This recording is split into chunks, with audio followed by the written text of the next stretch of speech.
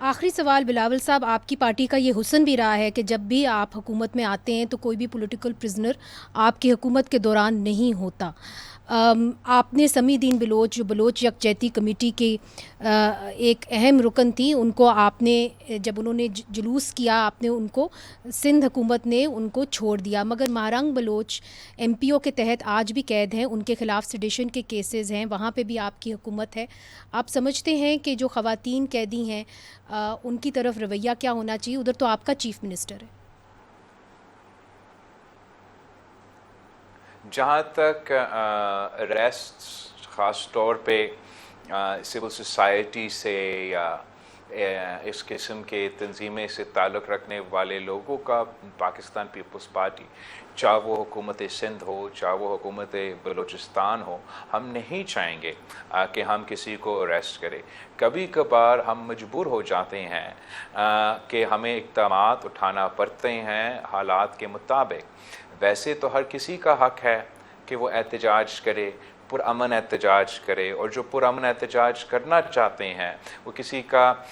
نہ کسی انسٹیٹیوشن میں حملہ کر رہے ہیں، نہ کسی روڈ کا آرٹری کا رکاوٹ بن رہے ہیں، تو ان کو ہم ویلکم کریں گے۔ ضرور ایسے حالات پیدا ہو جاتے ہیں کہ جب احتجاج کی جوش میں یا اس سیاست کرتے کرتے سیاسی کارکن سب کبھی کبھار ایسے فیصلے لیتے ہیں جس کے نتیجے میں حکومتیں مجبور ہو جاتے کہ ان کو قانون پہ عمل درآمد کرنا پڑتا ہے، اور جب اس طرف حکومتیں بھرتے ہیں، چاہے وہ پیپلز پارٹی کا سی ایم ہو یا کسی بھی سی ایم ہو، we are also bound by the law of the land، اور اس کے مطابق incident to incident, I don't know the specific، آپ کی آواز بھی ادھر ادھر ہو رہی تھی، specific cases، but اقدامات لینے پر مجبور ہو جاتے ہیں۔ ہم چاہتے یہ ہیں کہ چاہے وہ بلوچستان کے حالات ہو، مسائل ہو، اور وہاں بھی بہت سے امتحان ہیں، بہت سے مشکلات ہیں، یا جو بھی صوبہ ہو، کہ سیاسی طور پہ ہم ان مسائل کا حل نکالیں، ہم اور اس پوائنٹ پہ ہم سب ایک ہو جائیں کہ دہشت گردی کسی بھی صورت میں، چاہے وہ علیحدگی کی پرست نعرے لگا کے اپنے آپ کو خودکش دھماکے، you know they've been using women as suicide bombers in Balochistan، تو اس کانٹیکس میں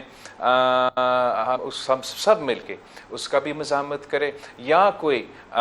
یہ مذہبی رنگ میں یہ جو دہشت گردی ہوتا ہے، ہم جو بھی ہمارا سیاست ہو، چاہے ہم پارلیمانی پالیٹکس میں انوالوڈ ہو، چاہے ہم سول سوسائٹی میں انوالوڈ ہو، بالکل آپ آواز اٹھائے، ہیومن رائٹس پہ آپ آواز اٹھائے، مسنگ پرسنس پہ آپ آواز اٹھائے، جو بھی ایشو آپ اٹھانا چاہتے ہیں، کیونکہ جہاں تک دہشت گردی کا مسئلہ ہے، ہم سب کو ایک ہو کے ان کو جواب دینا پڑے گا اور ان کا مقابلہ کرنا پڑے گا۔